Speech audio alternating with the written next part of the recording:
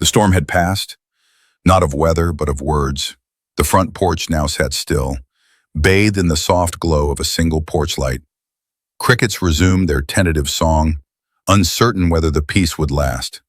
John and Susie sat side by side, close but not quite connected. Their hands rested inches apart, so did their hearts. John exhaled, the kind of breath that carries more than air. It carried surrender. "I hate when we fight," he murmured.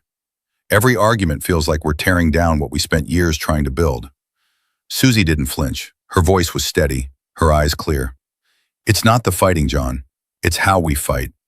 Disagreements don't destroy marriages. Disrespect does. We lose ground when we forget to fight with honor."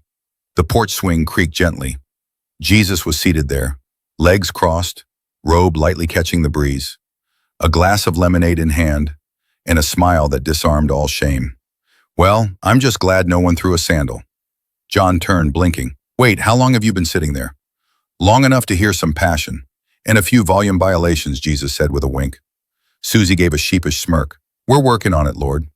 Jesus leaned forward, resting his elbows on his knees, his tone both tender and true. "Conflict doesn't mean failure. It means you're alive, growing, and trying. You're two souls learning to love like me in tight, uncomfortable spaces. The goal isn't to avoid conflict. It's to avoid casualties." John looked down, rubbing his face. "So how do we do that? How do we fight like we're rapture ready?" Jesus' voice was steady, his words precise.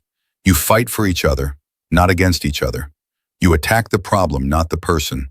You raise the issue, not the volume. Remember, love that is preparing for my coming lives wisely, urgently, but never recklessly." Susie's voice softened, her heart beginning to heal.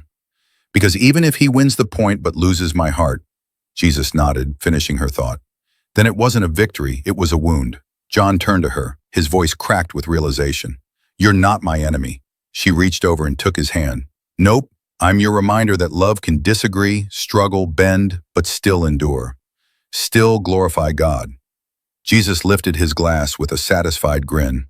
"Now that's a marriage I'd be proud to stamp my name on. A covenant that lives every day as if the trumpet could sound tonight." Silence settled again, but this time it wasn't awkward. It was sacred. Peace had pulled up a chair. And somewhere in that holy hush, urgency was reborn. Not in panic, but in purpose.